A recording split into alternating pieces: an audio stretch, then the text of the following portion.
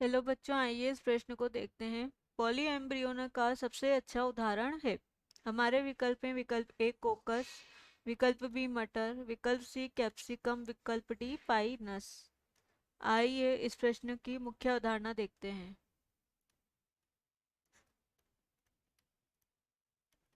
इस प्रश्न में हमसे पूछा गया है पॉली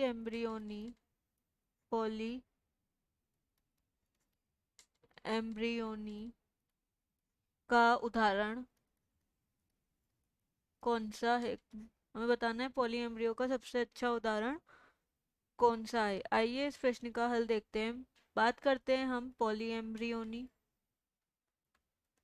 इस शब्द से ही हम समझ सकते हैं, अगर हम इस शब्द को ध्यान से देखें तो हम समझ सकते हैं पॉली यानी पॉली का मतलब होता है बहुत सारे, और एम्ब्रियोनी जिसे हम बोलते हैं भ्रूण, यानी कि हम बोल सकते हैं कि बहुत सारे भ्रूण का निर्माण होना ही पॉली एम्ब्रियोनी कहलाता है। पॉली एम्ब्रियोनी को हम बहुभ्रूणता भी कहते हैं। यानी कि हम बोल सकते हैं एक बीज से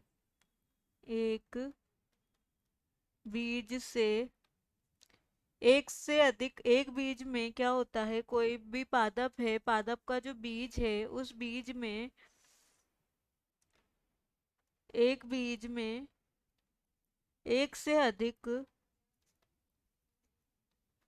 भ्रूण का पाया जाना, एक से अधिक क्या भ्रूण का पाया जाना या भ्रूण का उपस्थित होना ही, उनकी उपस्थिति होना ही जो है, भ्रूण का उपस्थित होना ही यहाँ पर बहुभ्रूणता, या हम इसे बोल सकते हैं पॉली एम्ब्रियोनी कहलाता है। बताना है पॉली एम्ब्रियोनी को या बहुभ्रूणता को सबसे पहले ल्यूवेन एंटोनी वाहन ल्यूवेन हॉक ने सर्वप्रथम पॉली एम्ब्रियोनी को की क्रिया को खोजा था, और इन्होंने यह क्रिया जो देखी थी संतरे के बीजों में, पॉली एम्ब्रियोनी को देखा था, यानी कि बहुभ्रूणता को इन्होंने संतरे के बीजों में देखा था।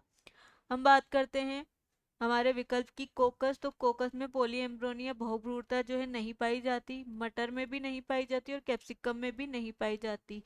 अतः हमारे इस प्रश्न का सही विकल्प है विकल्प डी पाइनस में क्या है, बहुभ्रूणता यानी पॉली एम्ब्रियोनी पाई जाती है। आशा है कि आप इसे अच्छी तरह समझ गए होंगे। धन्यवाद।